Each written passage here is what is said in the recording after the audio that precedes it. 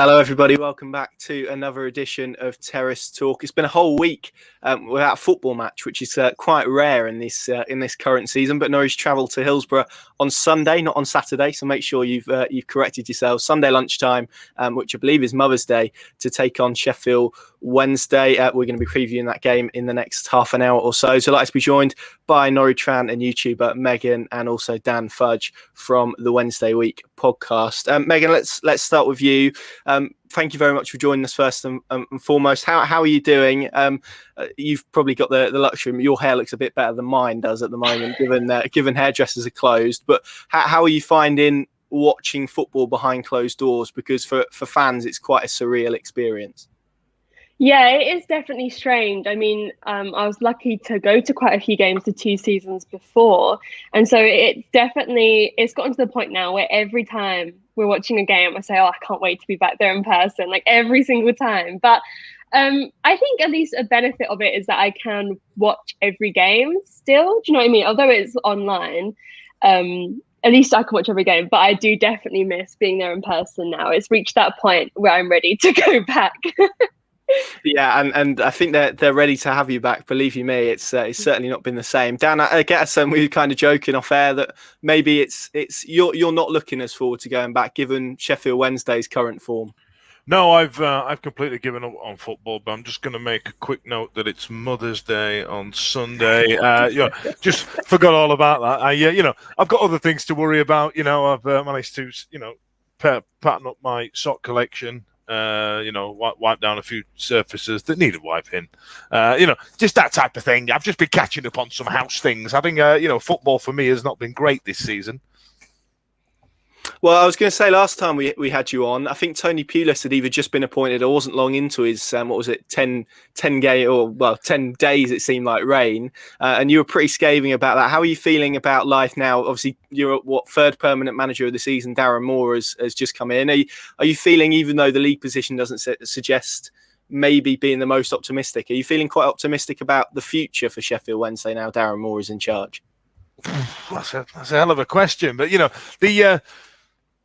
the video we did on this show about Tony Pulis was interesting because I think I got a lot more engagement on the back of that, because everybody has that blind support for their manager, don't they? Because they support the club, not the regime and all the rest of it. And I was very vocal in the fact that I was absolutely devastated that we brought on board Tony Pulis. He lasted 10 games, rubbish, kicked the ball long, kicked it over Barry Bannon's head. And I think you'll find, if you watch it back, that's exactly what I said was going to happen.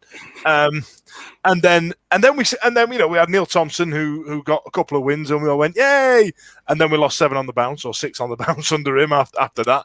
And so we thought, right, we need a leader, we need a manager. And on paper, Darren Moore, an investor in people, shares his manager of the month trophies with the tea staff and everybody that works at the club. Great, amazing. He's gonna be brilliant. And then his opening game was against Rotherham, a fellow struggler in the league, and we lost in the 97th minute. So that's fun, isn't it?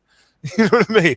We weren't going to get much from Reading, but I must admit I did feel that the players were resigned. To coin a phrase, I'm afraid. There doesn't seem to be any drive or any bounce. What I thought I was going to get with Darren Moore. And I also feel that Darren Moore as an appointment itself, once you've come down from the euphoria of going, oh, we've just stolen our local neighbour's manager, ha, ha, ha, ha, ha, it's kind of preparation for League One, isn't it? You know what I mean? We didn't go out. We didn't batter the door down to Nigel Pearson. We didn't get Mick McCarthy. We didn't get Paul Cook. We've gone, who's cheap? And I feel that was the best cheap option, I'm afraid. Interesting stuff. Megan, obviously things for Norwich are a lot more positive. They're 10 points clear at the top of the Championship as we record. It's all looking fairly rosy. How are you feeling at the moment? Because there's a part of me, having followed Norwich for so long, that thinks this is all quite disconcerting. There's going to be a moment where there's a little bit of a blip or a little bit of a run, maybe that's slightly damaging. It all seems to be fairly plain sailing. Are you kind of nervous, I guess, or anticipating the final 11 games there may be a little bit of a bump in the road somewhere? I suppose a little bit, but I think I was definitely feeling like that before the last game. But then I think something about that win has just filled me with like this sense of security. It could be a full sense of security. I don't know. But I think it's just nice to see everyone getting so excited, talking about, oh, maybe we're going to get 100 points. So I think you just got to enjoy it. And if there is a little blip, I think we'll still be okay. So I feel pretty confident now. And I think you've just got to enjoy it. But maybe I am in a bit of a full sense of security and I will be shocked at some point. But at the moment, I don't know. I think we're going to be okay. Is that cushion the thing that gives you that security? Because it's 10 points. It kind of feels like Norwich, if they needed to, could lose a couple of games and still be in a fairly healthy position in terms of the promotion race. Yeah, I think it's definitely that. I think, and also now that I think Swansea now have only got one game in hand now, haven't they, as well? And so that has made me feel a bit more confident. So it's definitely that cushion makes me think we're going to be fine, even if there's a little blip, it'll be okay. I mean, we can't have a big blip, but I just can't see that happening with how we've played throughout the season, with the players we've got, with the results that we've been seeing recently. I think we're going to be okay. There you go. Famous last words. I'm glad you feel. But no, you're right. It does feel like it's reached a stage where it does kind of feel like it's a matter of when, not if. I think we can say that. Dan, for you, in terms of Wednesday, obviously the mood is quite different. I'm putting on my very serious face when I talk about Wednesday because it's obviously not as smiley. But what do Wednesday need to do to get out of the mess that they're in at the moment? It's obviously looking pretty precarious, sitting second from bottom behind Wickham. What do Wednesday need to do to get themselves out of danger? Win some football matches. It's fairly that simple. We have a lot of the players that finished, mid-table last year. We know that we should, by all intents and purposes, we should have got better given our recruitment. But our recruitment's been poor. You know what I mean? We've not got anybody that's been any good. And the players that we're bringing through the academy seem to want to. We had Liam Shaw come in, and now Celtic have gone, he's mint, so they've taken him. He's going to go at the end of the season. It's an attitude issue. You can tell the players on the pitch have got no real drive, no determination, no desire to win because they want that move. You know what I mean? If there was a 50-50 opportunity, you're going to go, I don't fancy that because you might be injured and you might miss out on that big move next season when we get relegated to League One. In terms of Norwich, it was interesting what you were saying, Megan. About will we be okay and all the rest of it. Now, I've been saying for years that the best way to solidify Premier League survival if you go up is to go down and go back up again. And I know that sounds mental, but look at Delia got you up 2 years ago. You came straight back down, and then now you've got the parachute payments, and then you're going to go back up with the money that comes with the TV deals. I think that will set you up for stability to stay up there next year. And I know that sounds insane. The best way to go is to get relegated and come back up. But it's always difficult to get your house in order to prepare a club for relegation to the Championship and then go straight back up again. Do you know what I mean? But yeah, I've just given up on football. I'm going to take up juggling. Well, I'm glad that you treated my question with the contempt it deserved. I probably walked straight into that one. Megan, I'll give you the chance to respond to that in terms of what Dan has said there about Norwich being in a stronger position should they achieve promotion. Daniel Farke has spoken quite a lot about having a better defence, and that's certainly been the case. I mean, only Watford have conceded fewer goals than Norwich, and Norwich have conceded 25, which is pretty staggering in the matches they've played. Is that been for you a key reason as to why this success maybe feels a little bit different than the success they had 2 years ago? Yeah, I think for me, the when you see like the graphs of how many less goals we've let in so far this season, I think that makes me feel a lot more assured, because I think that was our biggest problem last season coming into the Premier League, was that we still weren't solid in that. We wanted to like go full out attacking, but then I feel like when you're going to the Premier League, there does have to be a greater focus on defence. And I think we're also just going to have learned from all the mistakes we made when we went into the Premier League. Like, I think our recruitment will be a lot better because we'll know what we need to add to this team, which hasn't changed too much. And I think the recruitment we've done this season has been really good as well. So I think we'll just have learned from a lot of the mistakes that we made before, and hopefully won't make them again. So I mean, the Premier League, surviving the Premier League is a whole nother step about me talking about feeling confident about that. I'm saying I'm confident that I think we're going to be promoted, but talking about being confident about staying in the Premier League that's a leap I'm not willing to make yet. But I definitely feel a lot more comfortable about it, seeing what we've learned and the changes that we've made. Well, you're a Norwich fan. You've seen promotion a few times, haven't you? I think to be overly excited by it at this point. Dan, in terms of this weekend, it's difficult because obviously you've got a finite amount of games to get yourselves out of danger. But is there an element as a Wednesday fan? And I've heard this a lot. Obviously, Norwich played Wycombe, and we did the show with a Wycombe fan a couple of weeks ago, and he described it as kind of a free hit for them. Is that how you see this Norwich game, or? Because it feels like it's obviously going to be difficult for you guys, but equally you've only got a limited amount of games to get the points you need to stay up. So it's big, but equally it's going to be a massive challenge. Absolutely. I mean, football's difficult, isn't it? You know what I mean? So, for example, we've been calling ourselves Charity FC the last 5 or 6 games. Anybody who's on a huge losing streak, not scored away in 17 games, enter Sheffield Wednesday. Whack! Here we go. Yeah, yeah. Points for you, points for you, points for everybody. However, having said that, football's a curious madame. You know what I mean? If we knew how football was going to play out, we'd all be millionaires every week. So, for example, there is a 80% opportunity you're going to stick 5 past us and we're going to limp into League One. But there's also that nagging doubt where we could head a corner in and then just shot kick for the remainder of the entire game. You know what I mean? That's how football works. There's always that little nagging doubt. I mean, Megan was saying it earlier on. You know, your streaks ahead of the league. You know, your closest competitor in Swansea has had a recent blip in the last 4 or 5 games, and but you're still sat there thinking we could still mess this up. And it's interesting, isn't it, how football can get you like that? But I'll not lie. Like I said, that thing I had the pin in, the 80%, that's quite a big thing that the pin's in. Do you know what I mean? It's still 80%, and I'm just gonna leave that one there and hope it's not too embarrassing of a result, because Norwich and Sheffield Wednesday over recent years have had some big old ding dong high scoring battles. It's definitely one for the coupons for over 2.5 goals. It definitely is. And I was going to say, actually, I remember a few years ago when Alex Neil went to Hillsborough and lost by, I think it was 5-1. There was obviously that game at the end of the season where James Maddison limped off and came out on crutches waving goodbye to the Norwich fans. And that was a pretty big win in Wednesday's favour as well. So in terms of certainly recent history, it feels like, albeit the result 2 years ago, I think it was 4-1 to Norwich, which again, high scoring, or 4-0 rather, it might have been even. It does feel like the luck has kind of been on Sheffield Wednesday's side at Hillsborough. It doesn't feel like a particularly happy hunting ground for Norwich in recent years. No, not really.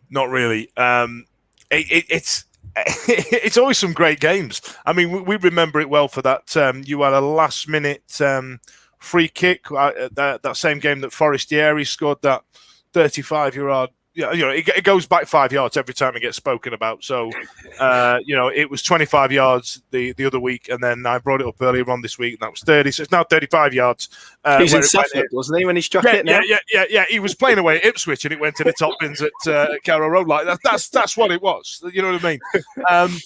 But yeah, we've had some great battles, and that's why I enjoy doing this show, because there's some great games to look back on. Yeah, there really is. Megan, in terms of where Norwich are at the moment, it often say it's more dangerous playing teams that sit at the bottom of the division because they have something to fight for, maybe, than teams who are kind of middle of the road. And there's that football cliche, isn't there, of teams being on the beach? Well, this weekend they're certainly playing a side that has everything to play for. So there's a lot of challenge that comes with that, I think. Yeah, I would definitely agree. I think when a club is like fighting for something, and also like the fear of relegation, like, you really, I mean, maybe teams didn't see that from us last season towards the end. It didn't really feel like that. But when you face other teams who are facing relegation, it's scary, because they're going to come fighting for something, rather than, like you said, like a middle of the road team. I don't find that like always very intimidating. But I remember when we had like the Wycombe game, I was scared for that, because I thought they're going to like come for it. They're going to like come fighting. So these kind of games are always exciting because I think anything could happen. Absolutely, it's kind of interesting, isn't it? League positions don't really mean anything when that first whistle is kicked. It's always fascinating to see how these games go. Megan, we've got to speak. I'm kind of letting Norwich fans have we'll call it like a minute period where they just talk about Emi Buendia, because it feels like he's that sort of player that you just kind of open the floor and people kind of really, really love speaking about him. So I'm going to do the same to you, and I'm just going to say Emi Buendia and let you and let you speak for however long you wish. Don't make it too long though, because we're trying to keep this within a half an hour time frame. Don't worry, I'll contain myself. But he's just so fun to watch, isn't he? Like he's so good. In my opinion, he's easily the best player in the Championship. Like I just love him. I think he'll show you some skill that makes you gasp. Like you're not there, you're watching it on your laptop, but it will make you gasp what he does. And as we know, he's so integral to the way we play, and like the flexibility he gives us and how creative he is. And him reaching double figures now in goals and assists, I think that just shows, I mean, we know how important he is, but like I think that's evidence for everyone to see how central he is to how we play. And I never want him to leave, but he will. So I think we just got to enjoy watching him while he's here, because, like I said, he is a joy to watch. And how him and Pookie work together as well, I love it. I feel like that's, in the past couple games, been so important and really highlighted how well they work together. And yeah, I just love him. I'll contain myself there. I don't want to go on too long, but he's amazing. Good, there you go. That's this week's minute of ode to Emi Buendia for a minute. Of course, if you want to sponsor this part of the show that I've just created, then get in touch. We'll more than welcome have you. Dan, you've just heard Emi Buendia there. I mean, it's amazing how many times this season. I don't know how many of these we've recorded so far, but opposition fans come on and you can almost kind of see them talking themselves out of predicting their team into a positive result, because we have a Norwich fan on every week and they'll mention Buendia, they'll mention Pookie, they'll mention Cantwell, they'll mention Ollie Skip, and you can just kind of see the opposition fans' face drop a little bit. Does it kind of set in how difficult a task this is for Sheffield Wednesday when Norwich come to town? Not just for Wednesday, but I guess for every other team in the Championship. Well, yeah, given your league position, I think it'd be naive not to. Do you know what I mean? If you underestimate the opponent, you're going to get your backside handed to you. And I'm sure Darren Moore's saying the same to the players on Saturday morning. But like I said, there's always that little niggling doubt where you might just have the off day, and I think that's what I'm hoping on. You know what I mean? That's what I'm sweating on. One of those, remember when Brighton beat Liverpool? I'm waiting on that result. That's what I'm hoping for. Well, you never know. Like you say, football is unpredictable. I'm not doing this to dampen your spirits, but just to read some of Sheffield Wednesday's recent results: 3-0 loss to Brentford, 3-2 defeat to Luton. And by the way, Norwich played Luton last week, and there were some Luton representatives in the press box who described Sheffield Wednesday as easily the worst team in the Championship. It's not for me to comment, but I'm the messenger. There's obviously that 2-1 defeat to Rotherham that you mentioned, and then a 3-0 defeat to Rotherham. So it's looking quite gloomy, isn't it? I think even externally, how do you guys turn this form around? What is it? Is it goals? Is it? I guess it's both ends of the pitch. But if there's one area that Darren Moore needs to focus on in the next 11 games or so, what does it need to be in terms of improvement? This is going to sound really cop out, but fitness is a huge issue. Our centre backs, our defence is made of biscuits. They just seem to be falling apart. We've lost players like Dominic Iorfa, and we're relying on players like Julian Berner, who was an interesting one because he started and we loved him. He was classy. He was playing it out from the back. We were like, who's this guy? Where have we got this guy from? And then he just went to Bobbins. That moment where we were third at Christmas, then lost to Stoke on Boxing Day last season. That was the change in Sheffield Wednesday. That was where we were third, and then we limped into 16th or 17th by the end of the season. We didn't win in 18. Gary Monk somehow still kept his job by the end of the season, and then we've been an absolute circus this season ever since. In terms of scoring goals and the areas of the pitch where we need to improve, there was a point where we didn't struggle scoring goals. I think Josh Windass is capable of getting one or two in any game. And Callum Patterson is just an absolute 6'3" telegraph pole who will batter his way through anybody. So we have to set up to that. The issue for me that I don't think we've got sorted is the centre midfield. We don't know what to do with Barry Bannon. We're not using him correctly, and no manager seems to want to put him behind the striker to put him in an attacking role. And then we sit him with a defensive midfielder, and they both sit too deep. So what we'll end up with is this huge gap between midfield and a lone striker, with two guys on the outside playing a 4-3-2, one wide, and it's just not working. But everybody seems to want to play the same formation because that's the trendy way of doing it. You know what I mean? If it were me, stick 4 at the back, 3 in midfield, and just stick everybody else up front, and let's see what happens. Yeah, you've got to give opposition something to think about, haven't you? I guess. I mean, certainly externally, I look at the last few managers that Wednesday have had: Pulis, Carvajal, Bruce Monk, Moore as well. You look at that list, and there's not a lot of similarities between them in terms of stylistically. It kind of feels like the club is lurching from one direction to another. I'm trying to phrase this question the best I can, but do you feel like the owner knows which direction he really wants to take the club? He's obviously, I know he likes to go on record and state how much money he's put in the club, but as a fan, are you quite worried about the future in terms of the way that there's not really this clear plan or style in terms of what you guys are doing on the pitch? We've just opened the SWFC Supporters Trust. This is an initiative set up by the chairman to try and engage with the fans. And luckily, one of my podcast compatriots is part of this group of people. There's about 16 people that go and have a direct dialogue with the chairman. And a bit of an exclusive for you. This actually, there is going to be a point where we're going to start talking about the money ball, the statistics side of it. So, for example, Brentford have done that really well.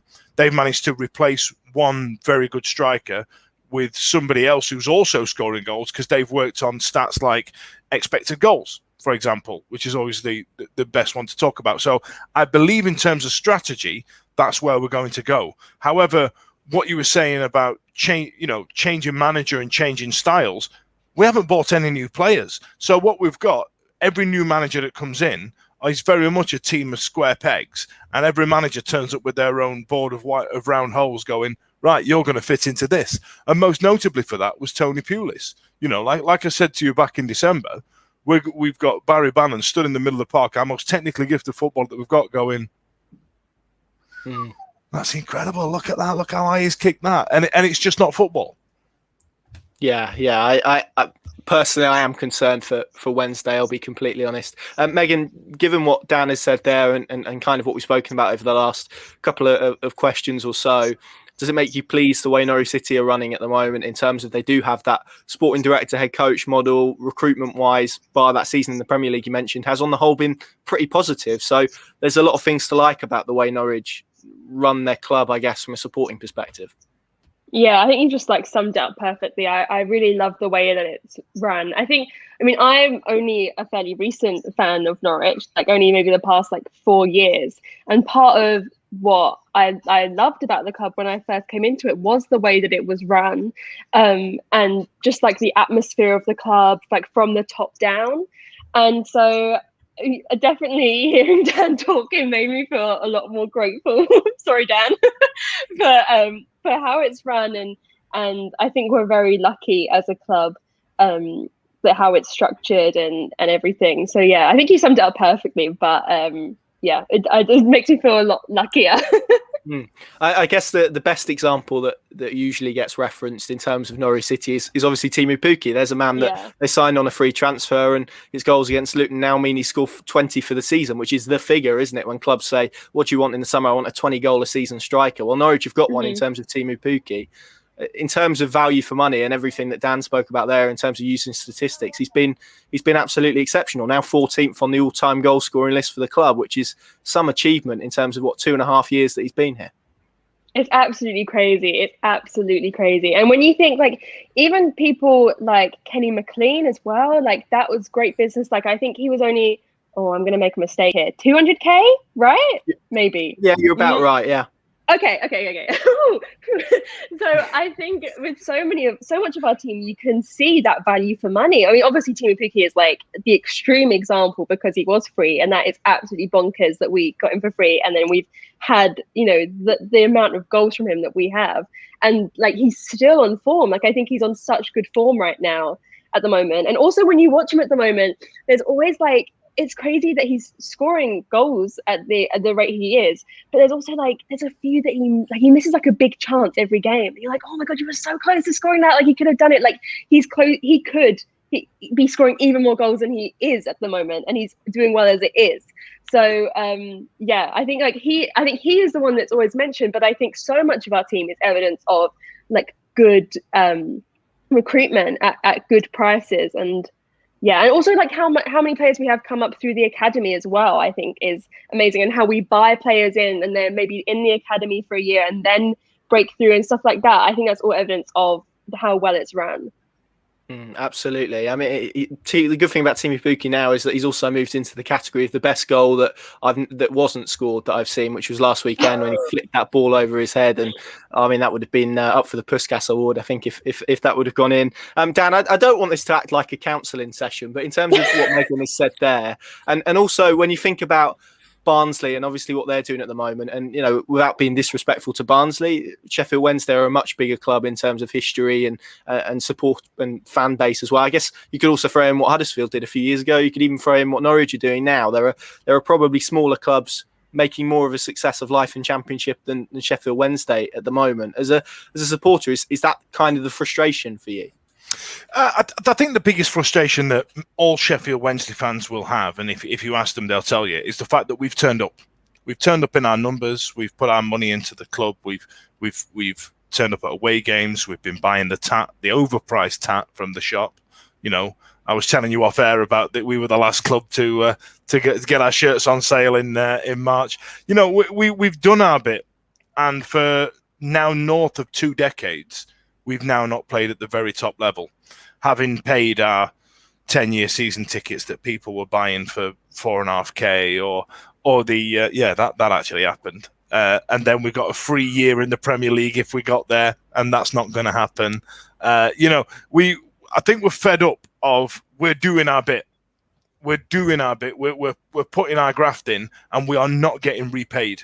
And every manager that comes in says Sheffield Wednesday is a massive club, it's a sleeping giant, to the point where we nickname ourselves the Massive on social media, because it's become a standing gag. And I must admit that's where we're fed up. That's where we're annoyed at getting nothing back on the pitch, because we've put our hours in, if that makes sense. Yeah, that's the thing with clubs that are referred to as sleeping giants, isn't it? Every manager that walks through the door think they're the one that is going to sweep away all the troubles and turn it around. And can certainly reference a few. Sunderland, Villa were at this level obviously for a while. Sheffield United, we could list a few others. Maybe not Ipswich Town. Now I'm not sure. People will be thankful if I list them as a giant. Dan, I'll ask you that question that I'm sure you've been asked a few times if you've done any more previews for Norwich, which is, do you think you have enough to stay up? Do you think you will stay up? If you'd have, when we spoke back in December, I was very much, of course we'll stay up. We'll be fine. It's just a 6-point deficit that we've got now. We'll be okay. But the worst thing is, as time's gone on, especially those last 6 games that we've just lost, the 6-point deficit is irrelevant. We are now in relegation by 7 or 8 points now. So 6 points don't matter. So, and all of a sudden, that 6 point, those 2 wins that we need to get, all of a sudden, so far in the distance that they're concerning. So, and I think, especially losing to Rotherham, I'm keeping a close eye on teams like Coventry, Birmingham, and Huddersfield. But they seem to have picked up points as well. So now, I'm genuinely concerned about relegation. It's going to be interesting to see how things go in the weeks ahead. Megan, let's turn our attentions to Sunday then. For Norwich, how do you see this game going, as we've kind of spoken about over the last half an hour or so? A very different, perhaps, proposition to even Luton, who are kind of what we spoke about earlier in terms of their mid-table. They're fairly comfortable. Brentford, which was obviously a massive game. This is a very different prospect for Norwich. How do you see them going about it? To be honest, I can't see us changing much going into it in terms of who's playing. Maybe, I guess the number 10 position is the position that is most debated, I guess. But I think typically what I've seen from Norwich is us going into every game just with the way that we like to play football and not really changing much and just adapting to the game as it goes on. Like I thought, for example, the Luton game, it was a bit wobbly the first like 10, 15 minutes, but as soon as we got a goal, we were just comfortable. Like it was fine. So I think I can't see us doing much to change anything before the game in terms of the way we're planning to play or the personnel. And I think we'll just adapt to the game as it goes on. Go on there, Megan. Give us your score prediction. How do you see this one going? Oh, that's hard. Okay, I'm gonna say 2-0. Norwich, presumably. Oh yeah. Yeah. Can you imagine? No, I think we're gonna lose 2-0. No, I think we'll win 2-0. I think. Yeah, I'm gonna go for that. Yeah, I was going to say there's not been many Norwich fans that have come on and predicted defeats this season. Dan, how do you see this game going from a Wednesday perspective? And then, of course, I'll ask you the same question in terms of score prediction. It's a heart versus head situation, isn't it? So I think the best we can hope for is a draw, just to stop the rot. I'd really enjoy on Sunday a 0-0 rubbish game. I really would. I would absolutely snap your hand off for that right now. So, yeah, the best I can hope for is 0-0, but I think you're going to turn up and we're going to get done about 3-0.